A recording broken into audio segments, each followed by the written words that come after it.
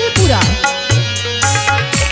हाँ हाँ बारा रे जतना से हम अंगना पलियै हो काला सा सजलियै हो तबो नाही अइलै हो मैया मोर।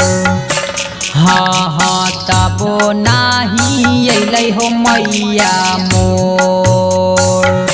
यह राम बारा रे जतना से हम अंगना पलियै हो काला सा बैठलियै हो तबो नाही अइली मैया मोर। हाँ हाँ केना कटतै जिंदगी मैया मोर। हाँ हाँ केना कटतै जिंदगी मैया मोर।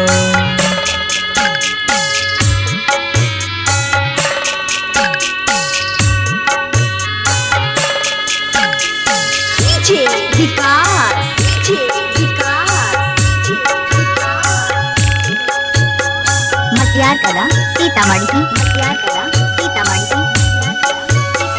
Mix by Balbhadra Singh.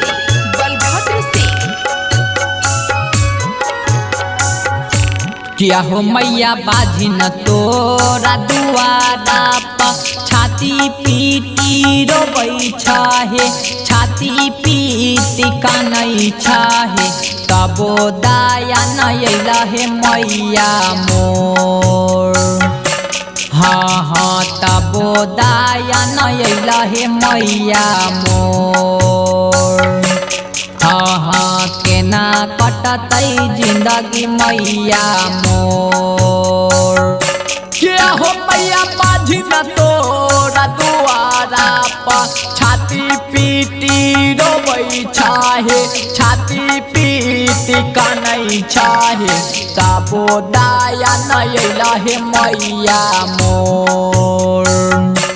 हाँ हाँ केना कटतै जिंदगी मैया मोर। हाँ हाँ होई गेलै जगमा मैया सोर।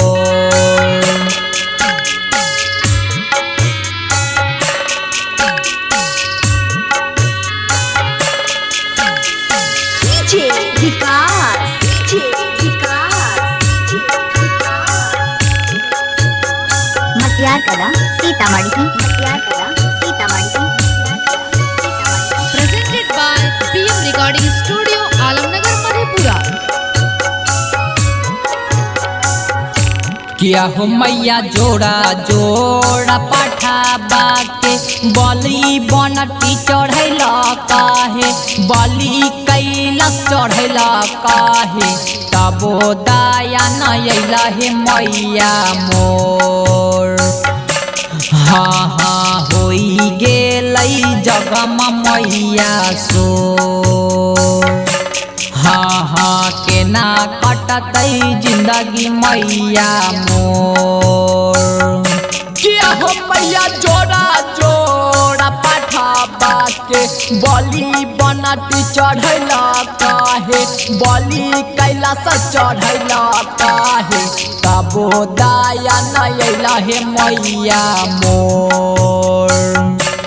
हाँ हाँ केना कटतै जिंदगी मैया मोर।